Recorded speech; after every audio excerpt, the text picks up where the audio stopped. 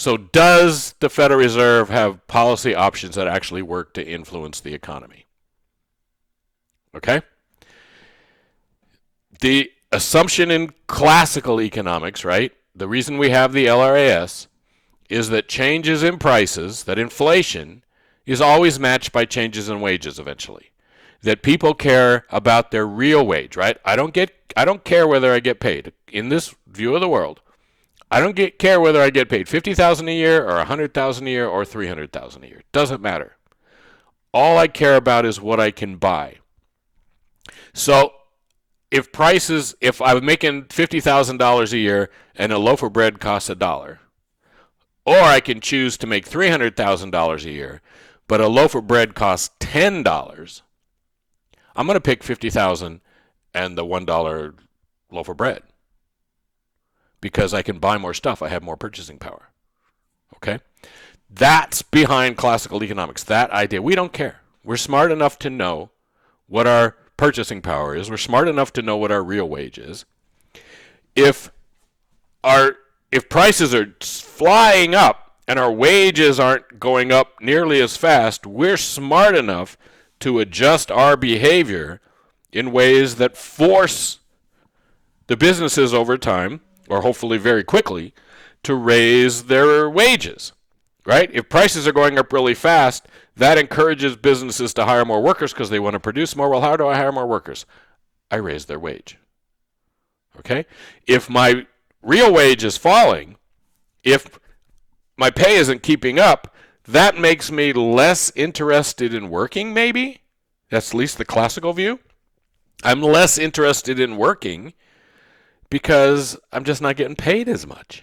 Okay?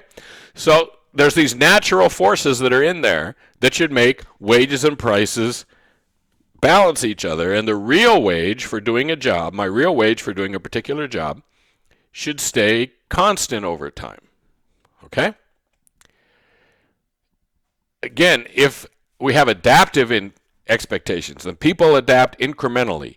They don't go from point A to point B. If my salary is $50,000 a year and it went up to $300,000, and at the same time prices are $1 and they go up to $10, in rational expectations, I understand the implications of that now, and I adapt to them now. In adaptive expectations, it's going to take me a while to get to where I need to be, right? I'm going to make incremental changes in things. And so that it's a completely different idea, right? If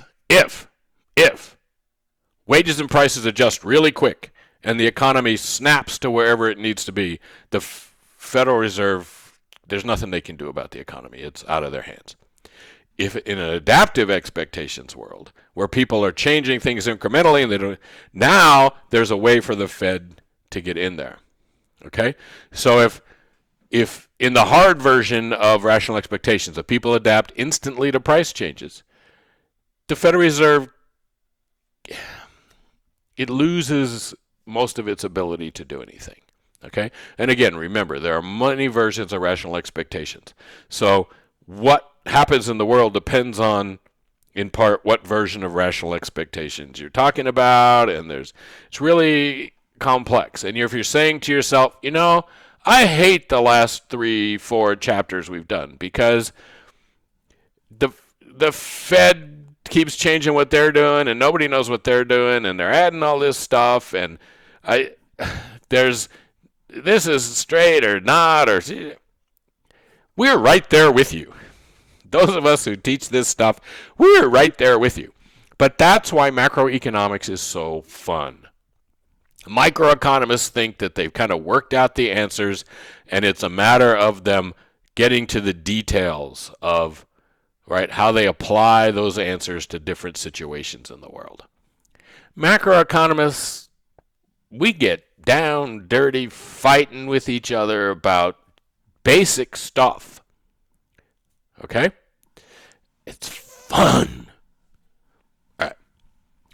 So again, real versus nominal. Do workers care about their real wage? Yes. Do workers care about their nominal wage? Well, in this most of these modern theories, the answer to that is no, they don't. Okay? Maybe they do. Plus we know that when prices go way up, the value of my savings goes way down. So if that loaf of bread goes from $1 to $10, the money that I put away for retirement is basically worthless now.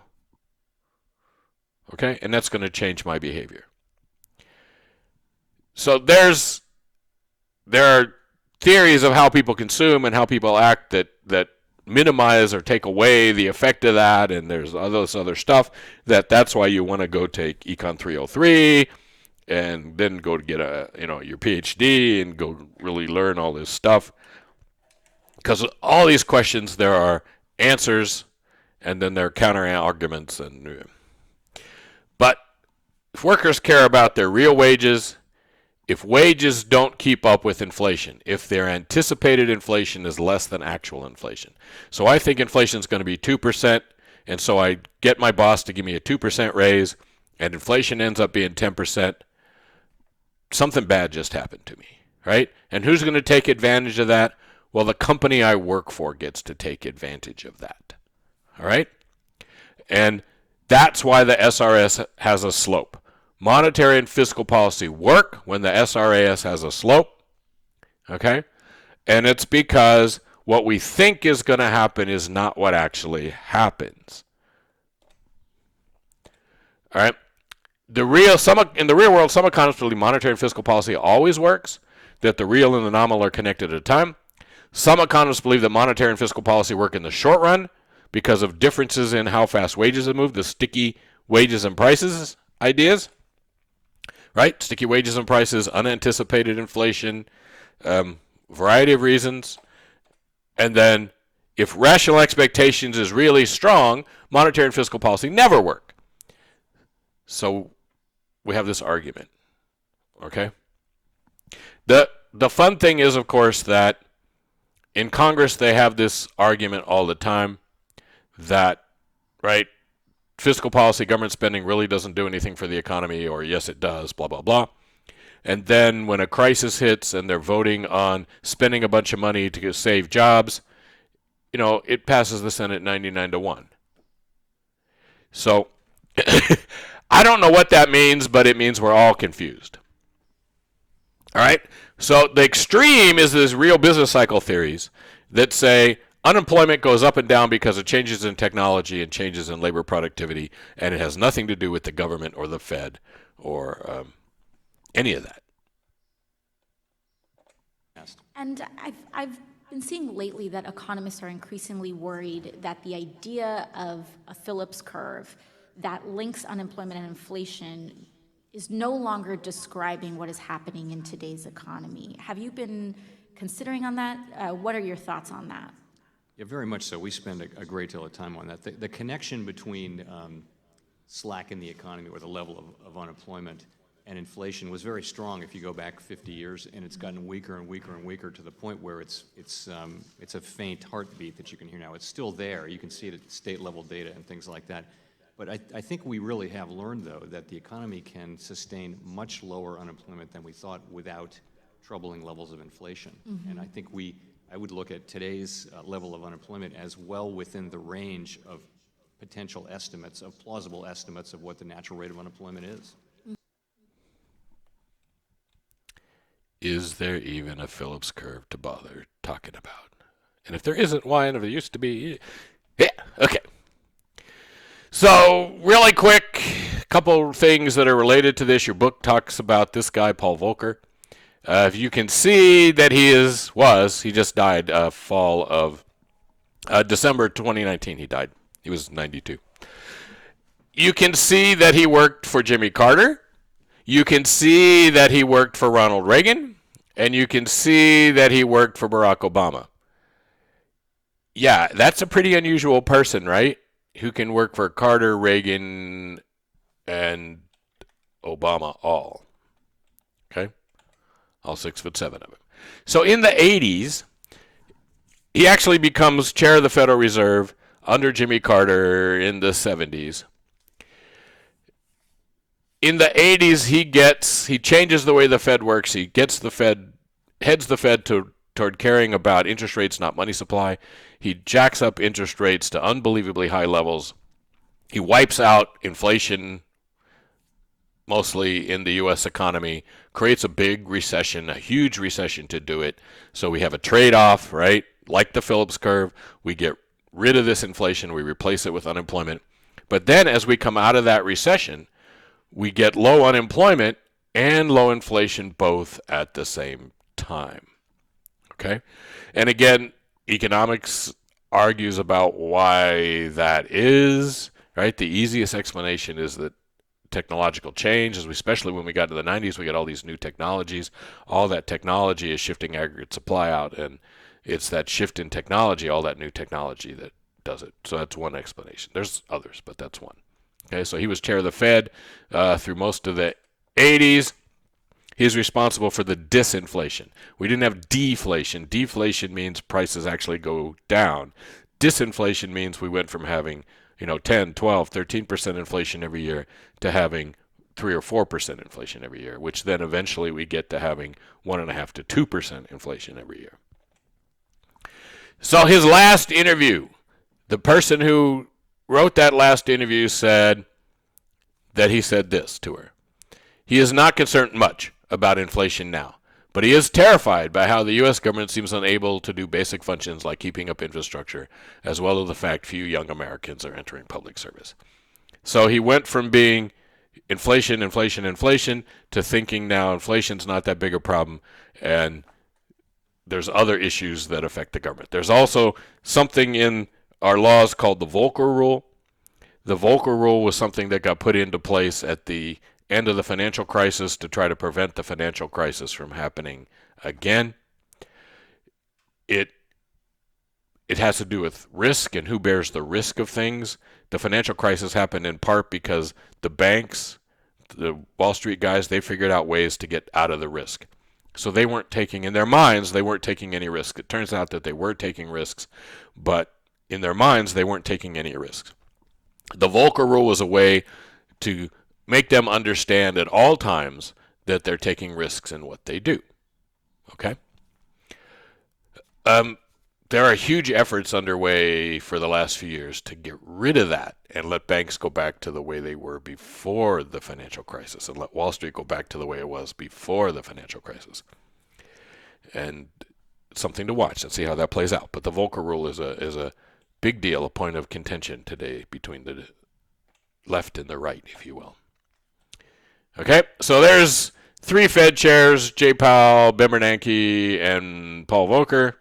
And notice that Paul Volcker that's a speech that Obama gave, a inaugural address, and Paul Volcker is sitting next to Elizabeth Warren. Anyway, so what we see from the Fed is these huge changes in what it's doing, right? It starts with Volcker, then Greenspan makes more changes, then Ben Bernanke makes changes, Janet Yellen changes it, and now Jay Powell kind of culminates this set of changes. But the Fed has adapted strongly to what's happened in the economy. It's completely changed what it does. It focuses on interest rates, not the money supply. It's in markets across the board. It's in the corporate bonds market now, which it has never been in 120 years. It has never been in the corporate bond market, and there it is. Okay? Wherever it needs to be now, it goes. 30 years ago, 20 years ago, it was 2 interest rates and U.S. government bond market, and that was it. That's where the Fed was. Now the Fed has 4 interest rates that it worries about, and it's in, dozens of markets, essentially. All right? The other thing that we get through these generations here is transparency. Unlike the rest of the federal government, where you never seem to know what they're doing, the Fed nowadays, they publish minutes of meetings. They give press conferences about what they're doing. They want to make sure that everybody knows exactly what they're doing. Now, we just talked about economic theory that says anticipated versus unanticipated, right? That the way the Fed can affect the economy is by doing things that people don't know are coming. right? Back in that rational expectations thing. If I know what's coming, I can adjust, and LRS and SRS are going to be vertical. Tricking people occasionally is a way to make things work. Well, the Fed has put itself in a position where it can't trick anybody, where everybody knows what the Fed's going to do, right? As part of the CARES Act stuff, Congress passed a whole bunch of money for development purposes. And what they mean by that is you want to build low-income housing in depressed neighborhoods, and it's hard to get funding for that kind of stuff. And so the government put this money out there, and they put a requirement in there that when the White House took that money and then allocated it to people who wanted to do development projects to build, apartments or houses or whatever, that they would then have to report back to Congress on every deal they did. Well, the White House took that out, and they're not doing it. So we're finding out, for example, that, there were some poor neighborhoods, where stuff got built, but there was, a billionaire who got money to build in Manhattan, and there was another billionaire who got money to do a project in Las Vegas. And we're finding that out because reporters are going and digging those stories out, not because the government is actually telling us what they're doing with our billions of dollars. Okay, the government is hiding what we're doing. The White House is hiding what they're doing with those billions of dollars. Right? The guy who's doing all the stuff, his company has made $80-something million that he's given his own company. And we only find that out because reporters go in and find that out. We don't have transparency in most of the federal government, but the Fed really is transparent nowadays about what they're doing and how they're doing it. And part of that is this idea that they have to be credible, and that means that they do what they say. So the Fed issues a report and they say, this is what we're going to do, and then the Fed actually does it, which is unusual in a governmental entity. But there's credibility in the Fed of doing what they say they're going to do, and part of it is transparency, because you wrote down what you said you were going to do, and then you wrote down how you did